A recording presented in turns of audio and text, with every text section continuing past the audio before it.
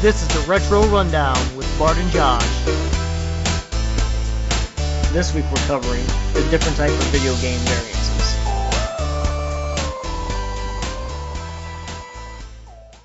Welcome to Retro Rundown. I am Josh. And I'm Bart. Alright, Bart, how's everything been going this week? Oh, pretty good, pretty good. Actually, I tracked down an Odyssey 2 on Craigslist. But it's a non-working Odyssey 2 with 7 games for $20. And looking at the prices, for $20, you're not going to get 7 games for the Odyssey. I mean, when you're going to find Odyssey games in general. So I figure I might give it a shot if Lacey opens up the purse and lets me spend a little money.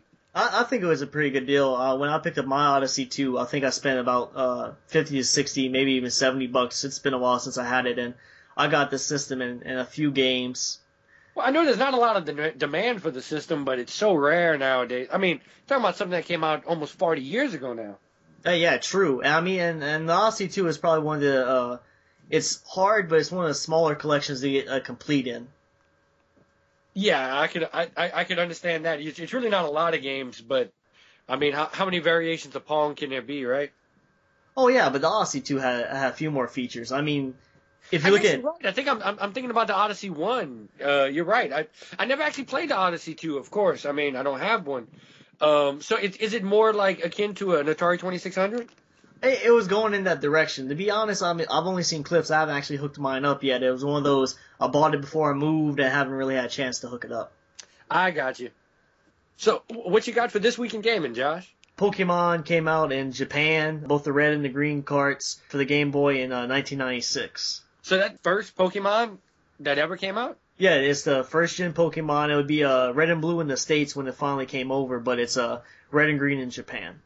Now, was any green Pokemon ever released in the States?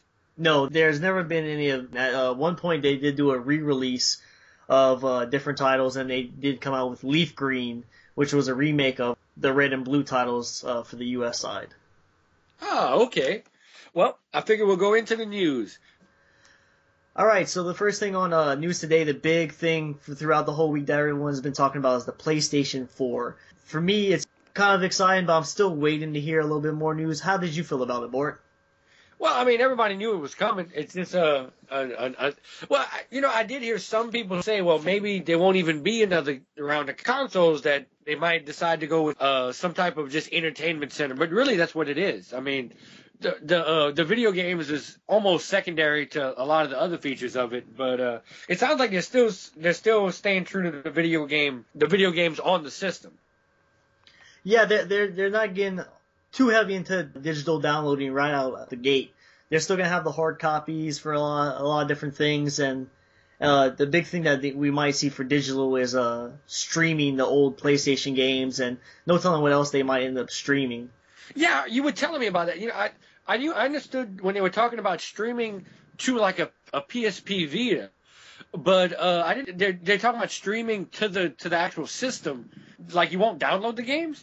From what I'm understanding so far, they might have a download option later, but they're talking about streaming almost like on it's called Gaikai. It's a cloud-based server in which that would be streaming games, almost like how OnLive was. It would use that, so that way you don't have to worry about using hardware emulators that would bog down and make the system cost more. This way you can stream the games. Downloading could be an option later on, but it's not being implemented right away. Which, I mean, PlayStation 1 emulators are already out there. You think that could be a software fix? And it probably will be. I'm almost sure seeing that it was already on the PS3, didn't add any extra cost really. It might be something that's going to be available day one for you to pop in a PlayStation 1 game into the PlayStation 4. Well, I know a lot of retro gamers would like that. That way, you don't have to stack up all your consoles on top of each other, trying to hook up all those RCI cables.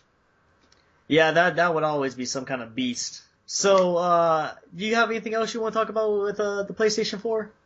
Well, no, the only thing I like is that at least I don't even have my PS3 yet because the price is so high on them, and I like retro games. But whenever the PlayStation 4 goes out, I'll be happy to see the price drop on the PS3 and all the PS3 games, get into PS3 collecting. And one of the good things about with the PS3 is that when you get on the PSN, you'll be able to look at I mean, you have Steam. You know how Sega's done their collection. They have the same thing on on the PlayStation 3, and this way at least you get a nice, regular controller to try to be Altered Beast with. And now Capcom's released their arcade cabinet, and they'll be putting 1942 and 1943 all up there as well. Anything else on the PlayStation 4?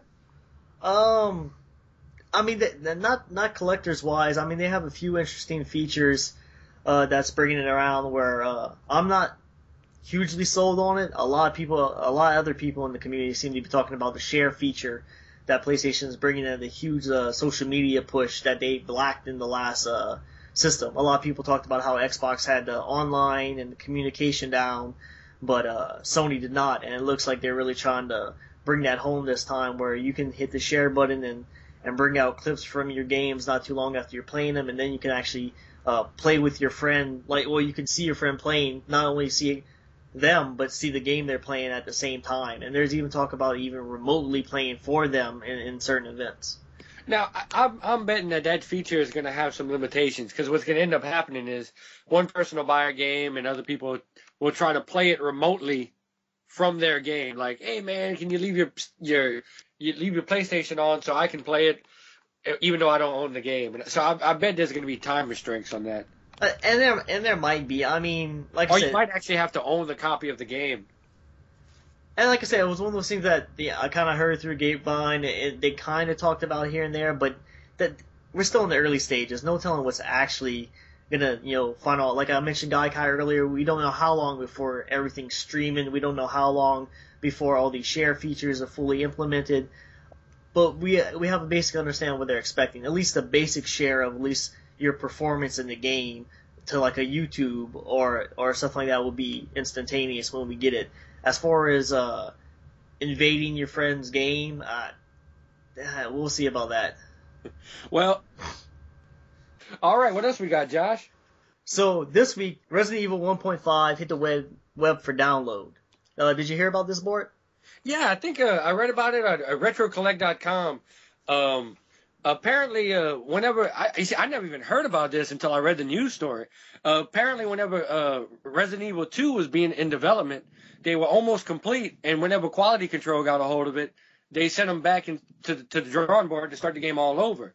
But this was after they already sent out press kits with videos and screenshots of the first game. Apparently, the community have been chomping at the bit looking for this original game. People who liked Resident Evil, but it was never released. But from what I understand, videos over the last 15 years have been coming out from this game that didn't exist, from this prototype game, basically. Yeah, so apparently somebody finally got their hands on it and released it for download. It'll be interesting to see a different Resident Evil story from the PlayStation 1 period. Yeah, I think it would be kind of interesting. I heard about Resident Evil 1.5 during a Resident Evil retrospective I've seen online. It seemed pretty interesting. It featured Leon and then some other college student character that they later replaced with Chris Redfield's sister, Claire Redfield. So I think the demo should be relatively interesting. It might be still pretty buggy, but no telling how long before the community gets on it and tries to polish that up.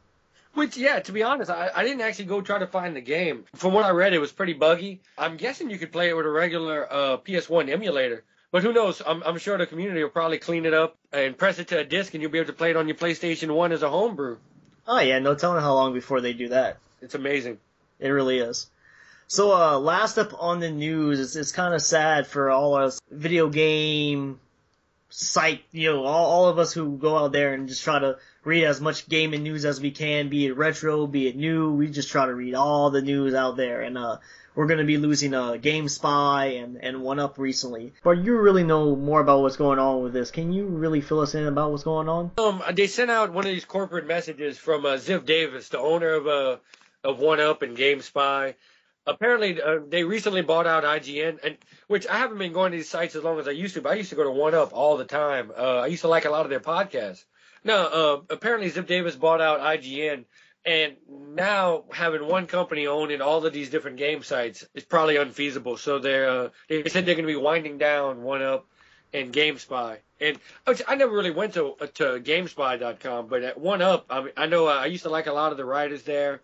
I trusted their opinions on stuff, so it's a sad day for me. I mean, they're going to be laying a lot of people off, probably. Did you you ever went to any of those sites, Josh? Never really went to GameSpot. I was more of a one-up guy when they first came out. They had some pretty decent news articles. They had different like just interest articles coming out about like nice little retrospectives. Especially later on, they really hit on to the meat and potatoes of some of the like making connections between older games and newer games but in recent years, you know, I mean, that reminds me, we're going to be losing Retronauts too. I mean, that's a retro gaming podcast. There's not a lot of, I mean, that's why we're making this podcast, because there's just not a lot of good retro podcasts out there. So hate to lose one. I agree with you. It's kind of sad to see it, but I'm sure they'll find a home somewhere. Well, and I mean, it would be nice to see like a retro side of IGN. I know you like IGN, but I've never really had a use for it, just because it seems like they always cover the most modern stuff out there. So I mean, if IGN would start reporting on, you know, retro stuff, I think it would really bring a lot of people like me to their site more often. I mean, yeah, I think it brings a little bit more of the community in previously had. I think IGN gets plenty of traffic already, but I mean, I guess you could always, you know, it's good to have a hub where you can find a little bit of everything. Exactly. All right, so that's all for the news we have today. After our break, we're going to get into card variances. Well, not just card variances, just different video game variances that you might need to know when you're collecting. So just stay tuned, and we'll get to that after the break.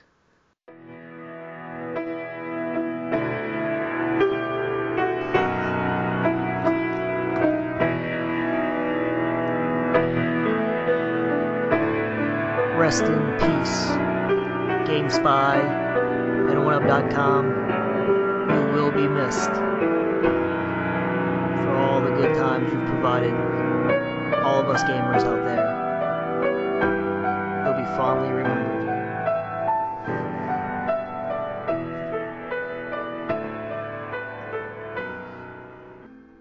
Hey, welcome back. So, Josh, you're going to cover this first one for me. You're talking about cart variations. It's for people who really want to have. When you say you have a complete collection, you mean you have a complete collection, right? There's a lot of things that people don't realize with card variances. But let's start with one of the more known examples. If you're in the older crowd, everybody's familiar with the classic gold Legend of Zelda cart that you got, be it the Legend of Zelda or Zelda 2 Link's Adventure. Both gold carts, everybody knew they had them, and occasionally people would come across and see they had the gray cart. The main difference. A lot of people always came across assuming that, you know, the gray cart was extremely common, the gold cart was rare, and everybody wanted the gold cart. And I know, and you know, every time I meet up with somebody, and you know, just people at work or anywhere, I'm like, so hey, I heard they'll mention something about Nintendo. I say, hey, do you have any old Nintendo games? And they'll always say, if they have Zelda, they'll say, yeah, I have Zelda, the gold card. Exactly, and it makes it sound like it's a little bit more special, but in all reality, the gray cart was really the rarer one, which is a slight thing that you wouldn't expect. You would normally think that the gold cart would be the rarer of the two. Well, I think the way you should look at it is the gold is like gold and gray is like platinum, right? In this case, it would be. It doesn't happen everywhere. I mean, just look at the World Championship carts. You know, that was reversed, where the gray carts were like silver and the gold carts were gold. Yeah, that's actually one case where if you have the look, if I had any World Championship card, I think I'd be pretty happy with it. Exactly, gray or gold. I mean, you can't really complain about either one. So moving on throughout the different kind of variances, let's just kind of look at the NES for a little bit. Outside of the gold and the gray cart, which is pretty much as far as officially released Nintendo carts. That's about all we're going to get, is the gray and the gold. So Nintendo never released any other color cart than the two Zelda carts? That's the only two colored carts they released? On the NES, through the research I could find, that was the only ones I could see. Like I said, if you look at unlicensed game, you had some powdered blue carts, you had some additional gold carts. Oh God, yeah. If you start looking at Wisdom Tree, I think they would release it in anything that they could put a board in. Yeah, black carts. By like a Tangent. Exactly. Which while we're in the NES era, Tangent's very interesting because that was kind of variant that I was looking at talking about, because Tangent had their unlicensed black card games. I had like Tetris and Pac-Man and Gauntlet and a few other games on it. And the interesting thing was that later on, some of the games became actual licensed Nintendo games, and others didn't. So you had Did the license by Nintendo? Did Tangent get the license for him? well, eventually they had at one point they did, because you had games like Gauntlet that was originally a Tangent card that actually became licensed for Nintendo later. You see, I didn't know that. In fact, now that I'm thinking about it, I don't know what my Gauntlet is. Now, which one's rarer? Do you know? Actually, that's not something I looked into immediately. I would figure the Tangent is, because that's normally how it goes with those kind of cards. That the Tangents tend to be a little bit more rare, and you normally fetch a higher price for those kind of things. So if you're out there collecting and you see a Tangent card, and if you don't have one, you just might want to get your hands on, even if it doesn't look like a worthwhile game, because you never know what that might bring in. Yeah, because I know some Tangent cards run pretty low. I know the Tetris is worth more than the regular Nintendo Tetris. Yes, it is. I'm not very knowledgeable about all the Tangent games out there. And the thing is, like with the Tangent Tetris, that's a completely different game than Nintendo. It's different companies and everything. Well, they had 2 players, and I think that was the big pull for the Tangent one, was that you could play against your friends. Exactly, and Tangent was known as the better of the 2 Tetris games, actually. So what other variations? I mean, I know I've heard about the talking about 5-screw or 3-screw. Can you explain that one to the audience? Throughout different cycles in the NES life, they did different screw types. Sometimes, like what happened was that a lot of the older carts had 5 screws. And you know what? When I heard about it, they said supposedly the 5 screws are much easier to open. From what I heard, that they would actually people in the early age of the Nintendo would take out carts from cheap. They would open up the case on an expensive game and put a cheap board in it, close it, and then put the expensive game into a new cart, and they would sell back the case of the expensive game to a place that buys used games, and they'd have the expensive game in a cheaper game's cart, and they could play it with the cheaper cart. That's what I read that somewhere, but I can't even remember where. And that what it was when they moved to 3 and they had the latches at the top, it was harder to take apart and put back together. See, and that's something I hadn't quite heard about yet. So that's. I mean, I've never, to be honest, I might be a bad retro collector. I've never taken a cart apart. Personally, when I get a cart, I want to keep it together. I agree with you there. So I mean, so we have the 5 and 3 screw. Here's an interesting thing, that the Gold card of Zelda actually comes in a 5 and a 3 screw cart. So now you have 3 different types there. You have a gray and then 2 different types of golds. So now, the gray always comes in 5 or always comes in 3? It always actually I actually have to physically check that now that you mention it. But I believe it's a 3. Okay, so it was probably the gray was sold later in the life of the system? Yeah, the gray was actually sold in 1992. Just that year? Oh, well, it was sold after 1992. It was sold extremely late in the lifespan, so it had to be a 3 screw. Okay. Outside of the screws, we also have variances in labels, which is interesting because not only on the NES, but Atari was known for having label variances left and right. On the Atari, the big thing was that not only was Atari distributing stuff, but so was Sears. So you would have, take a Venture for instance. A Venture had a text-based label by Atari and a text-based label by Sears. They had a picture-based label by Atari and they had a picture-based label by Sears. And then they also had the re-release of the cart later on that had its own picture label that was different. And this happened with like Combat and... Well, gee, you could have an entire collection of just adventure cards. It was like a lot of the early on Atari games had those different variances where it was like 5 of them, and at most of them had 3, at least for a lot of the early 2600 games.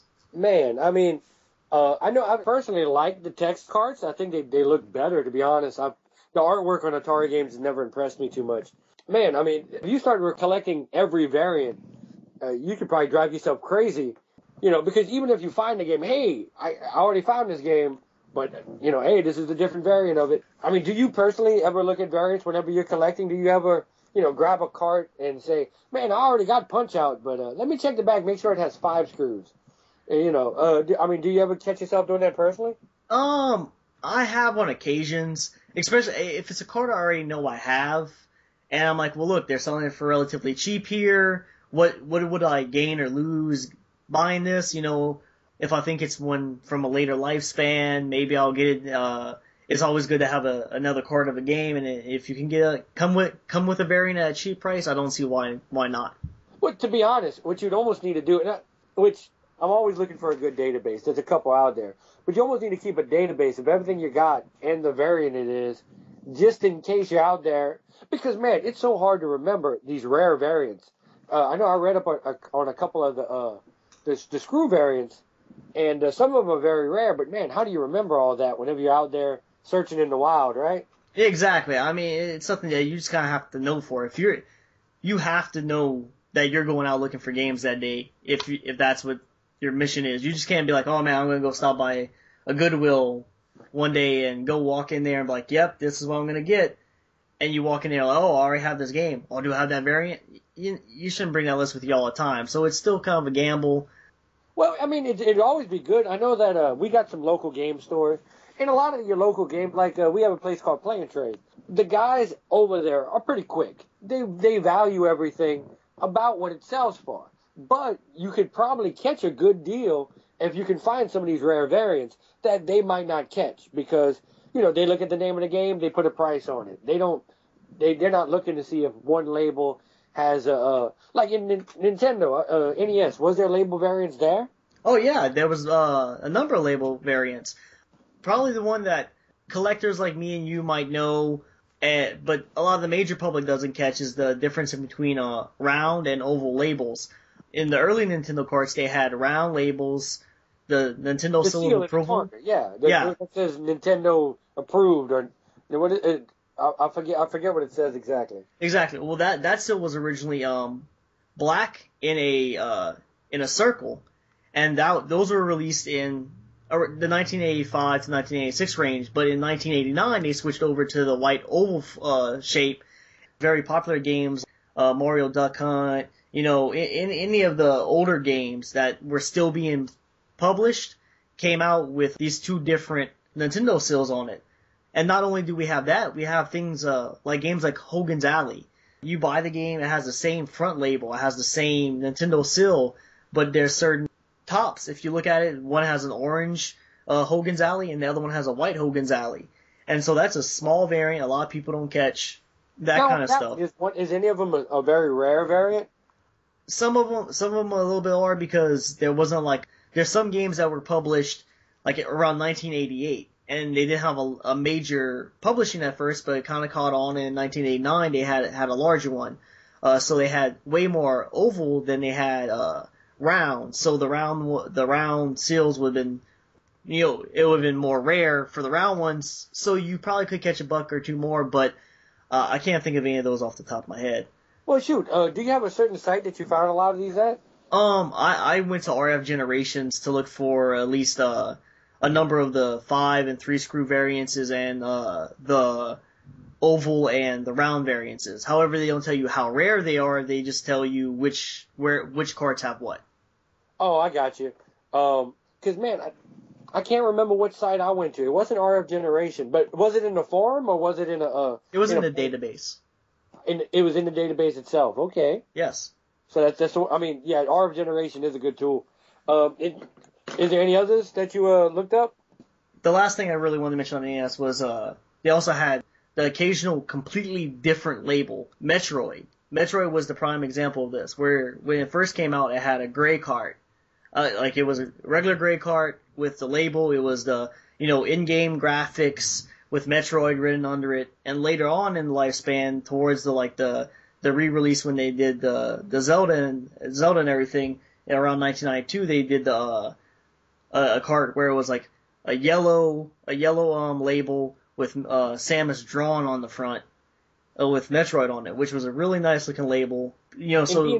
Being so late in the life, it's probably the rarer one too, right? It is. Which going back to the oval and the circle again. Once again, the Zelda Gold card actually had those as well. So amongst the Zelda games alone on the NES, you can actually have 4 different kinds of Zelda cards. And that's each game, 1 and 2. Actually only 1. The second game only had 3. But that's still, if you're trying to get a complete Legend of Zelda collection on the NES, you need 7 games. If you're trying to go for variants. Yeah. And then after you get all 7 of those, good luck finding 7 that have working batteries inside of them. Exactly. I know my game. I gotta beat if I want to beat it. I gotta beat it on 1 playthrough. Battery dead, right? Yep. So, is there any other systems that you checked out?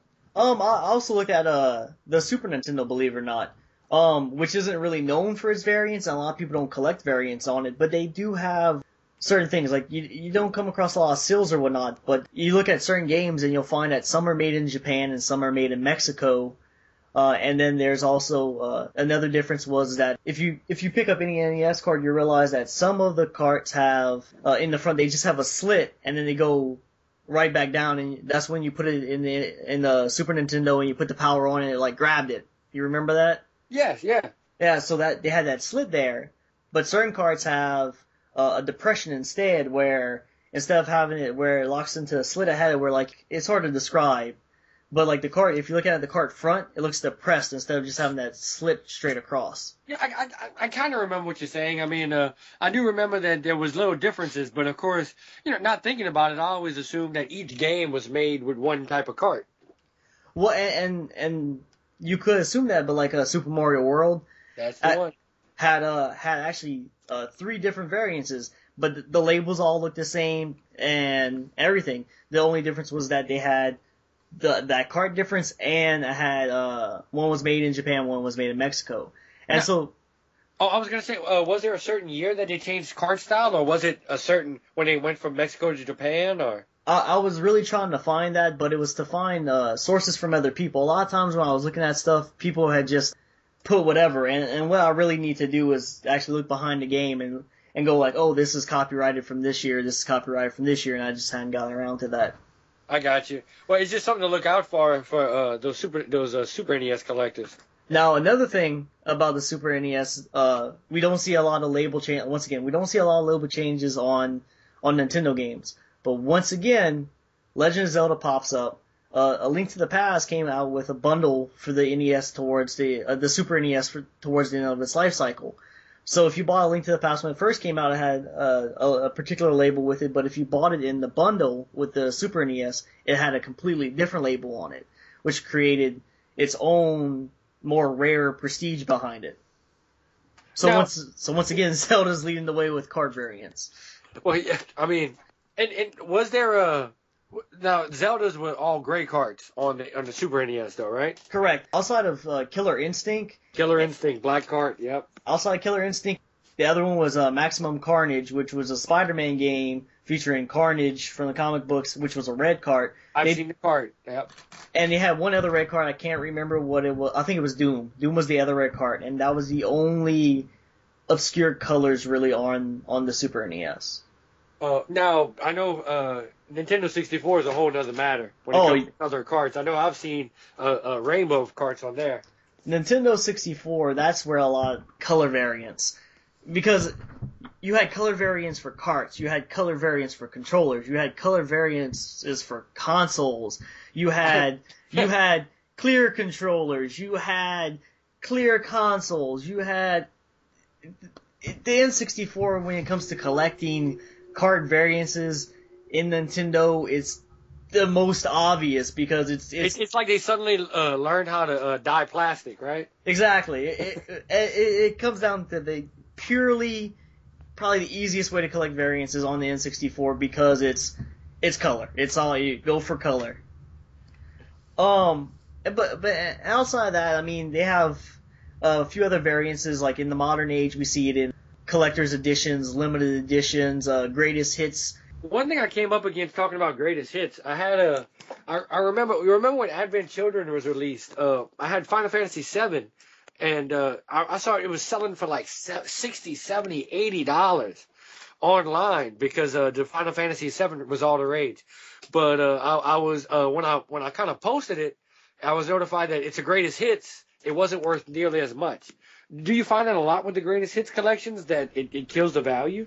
When a game sees a resurgence, it kind of does. The greatest hits is normally seen not to be a lesser game, but it's going to cost less because it's in a second printing. Think about like a book. The first printing of the book, that first edition's always going to be more of that author ever hits off. Like if you have a first edition, like even the modern age, if you have a first edition of Harry Potter in comparison to like one of the thousands of reprints later, and that thing is signed by the author, it's gonna be worth way more than the later editions. Same kind of thing is gonna apply with video games. Those earlier first editions are normally going to be your rarer ones. Well, I mean, not always, but well, I know, especially when you do with rare hits. Well, I know with the newer games, they have the Game of the Year editions that normally come with a lot of like DLC that wasn't included, or updates, and they're updated without the same bugs. Does that happen on any of the greatest hits games? I know they did with. I mean, you see it a lot in the newer generations where it's the same game, but it comes with all the extra features that you normally would have to download. Do you see that with any of the older versions? I don't know if you would even know that. I can't say for greatest hits on like the PlayStation. I'm not sure if they did a lot of debugging. I do know that Legend of Zelda Ocarina of Time had with its different card variances in between the gold and the gray, and they even released another gray later on. Had essentially they patched the system. Like currently with modern games, they'll like have patches that come out. Well, same thing happened with that. Like I have the gold cart for Ocarina of Time, and they had to change certain symbols and music in that game with the next version of it. So you will see that in different releases that they might be small changes in games. Not for all of them, but occasionally that will happen. I've always wondered that because, I mean, it's well documented in modern games because they have these Game of the Year packages. I'm not sure, like, in the NES age and Super NES age and Nintendo 64 age, I'm guessing people had to realize that certain games were buggy and certain games had to be fixed later on. And, is there variance inside, like, well, the actual game is different over, a 4 or 5 year period. I mean, I don't know anything about it, actually, to be honest. And if any of the audience would email us with any cases that they know of, or I'd find that really interesting.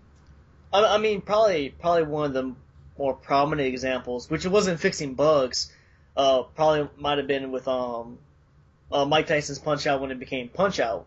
And well, that's fixing people's criminal records. Well, actually, what happened? What had nothing to do with his criminal record, believe it or not. It was just that they personally lost the license. The license. He just didn't re-sign the license, and then he got in trouble later on. It was actually his loss to Buster Douglas that caused him not to want to sign again. Oh, okay. Yeah. See. You see? I didn't know. I was so smart. Yeah. So now I just like to move out of the cart and game variances for a bit and look at console variances. A lot of people, this is probably something more people know about, especially with the modern age, because you have the PlayStation 3, you have the PlayStation Slim, 3 Slim, and then you have the Ultra Slim now, and the Xbox 360 has their Slim version. What people might not know, I mean, even some collectors, when they first start, they don't realize that the NES had a top loader version, or the Super Nintendo had a mini Super Nintendo. And I mean, like the N64, the GameCube, and we all had different colors that people might have missed. And then well, and not to mention, don't forget, not just talking about Nintendo, Sega's multiple variations, and which even the PlayStation's multiple. I'm sorry, I cut you off. See, that's what I was getting into. Don't worry. Because Sega, for the Sega Genesis or the Mega Drive, they actually had 4 models of the system. Most people know of at least 2. They know the 2 different main versions of big red. I remember there was a big one with a lot of red on it. Yeah, there was a big one with a lot of red, and there was another one that was kind of black, and it was kind of black with like a silver trim on it. Later on, they released the Genesis 3, which was a very small console. I mean, it was like the size of the top loader. And then the last one they released was the Sega CDX, which combined the Sega Genesis and the Sega CD into one console, which was actually about the size of the original Genesis. And the CD system was better on it. It worked really well. It wasn't a big clunky system. You could put on the 32X, even though I don't know why you want either one of these things on it. You could, and it wasn't such a beastly looking thing. And like you were about to mention with the PlayStation, the original PlayStation had an interesting one when they came out with the PlayStation. They did the PlayStation Mini, and then they did the PlayStation 1 with the LED screen on it, which that was a pretty interesting take. And then the PlayStation 2 and then the PlayStation 2 Slim. The one that I really wanted to get to after doing all those, the one that most people, I can guarantee you, don't know about, is that Intellivision actually had a second version.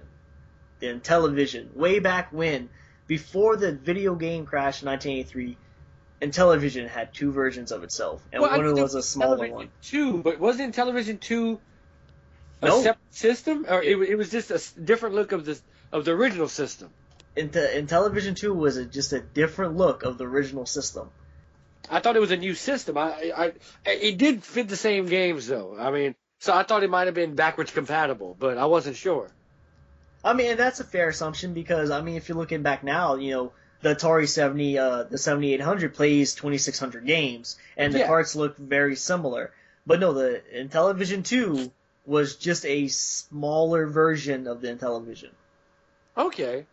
Now, do you know which one's more valuable out of those two? I would assume it would The be two? the two, because a lot of people don't know about it, as many for sale. I mean, the regular Intellivision is a classic, and maybe if you're dealing with laymen, the Intellivision 2 might not be worth more because people are like, I want that part of that past, and not realizing what they have. Because if you're dealing with laymen with a regular NES and you give them a top loader, which one do you think they're going to go with, version 1 or version 2? Exactly. Well, and the thing is, though, if you look at most systems, though, it seems like the later versions are often the smaller runs and end up having more value. I think the Genesis 3 is an exception to that. I mean, I know the PS1 with the screen is worth more than. I mean, if you find that, you might actually pay some money for it. If you find just a regular original PlayStation, I mean, you just stack it up with the other 30 that you found out the dumpster. Exactly. So it seems like the later versions are always the more valuable ones, just because. Now, I could be wrong. The Genesis 3 isn't the most valuable just because it was so cheaply made, right? The most valuable of those Genesis models is the Sega CDX. Yeah. My hands on for about 2 or 3 years now. Yeah. Which how much does that one run usually? It normally starts somewhere normally in the hundreds. Which I know you mentioned that earlier. Just you never know who's in the audience hasn't heard of it. In case y'all aren't aware, the top loading NESs run for probably well over $100 now, right, Josh? Give or take. It depends who's selling it. I've seen some for less than that. It depends where you're going. Depends if you have the box, I guess. That's a big difference too, usually. Exactly. If it's kind of loose and out there, you could probably pick it up for less than that. Okay. Now, would you count that as variations or the new retro duos and retro trios? Would you count that as variations, or since they're made from a different company? I guess not. No, those are just clone systems. I mean, they don't even offer all. I mean, you can't even play all the games on most of these consoles. They're just there for if you're looking to save space and you're trying to not worry about your regular consoles too much, and you don't want to have all these connections all over the place. It's just kind of nice to have those, just to not have 4 or 5 systems and all those wires hooked up at the same time. I got you. Outside of that, I mean, I could go into handheld variances, but that's just a whole different story, and handhelds are a completely different beast that we'll have to tackle another time.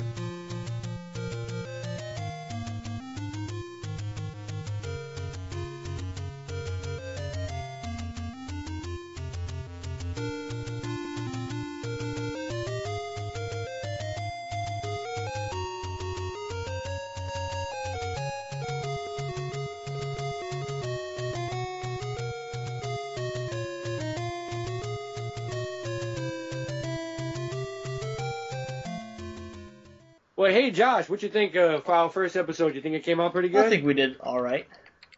Well, I think editing will prove to be a savior in this one.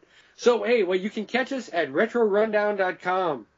Right now, we're actually looking for a home. We're just setting up our website, but we don't want to set up a forum because there's so many good retro forums out there. I mean, our generation, the Retro Gaming Roundtable, and they got a Tory Age and Nintendo Age, and I know you can't name everybody. There's tons of great sites out there.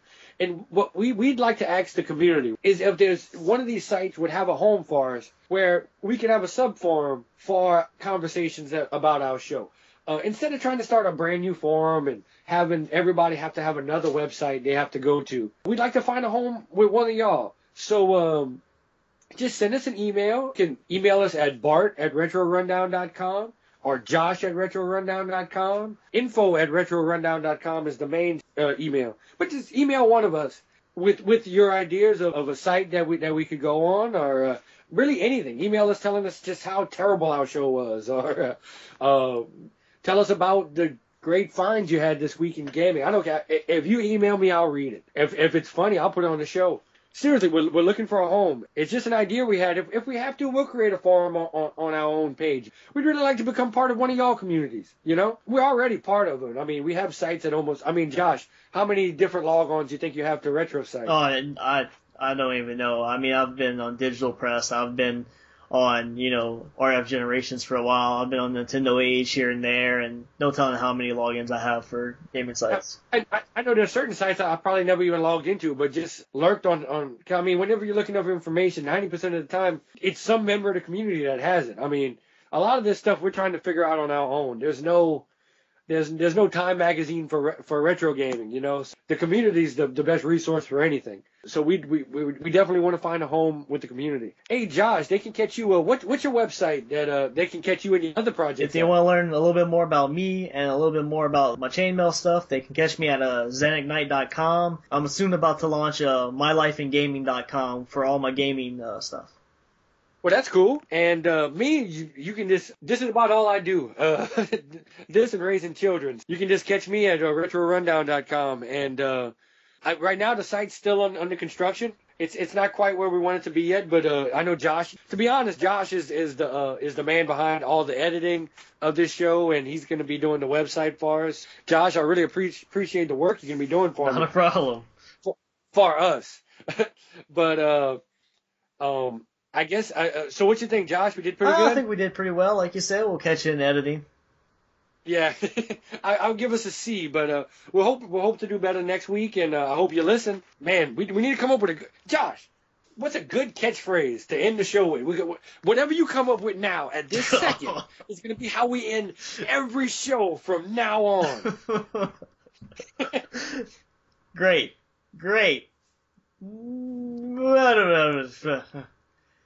Not that.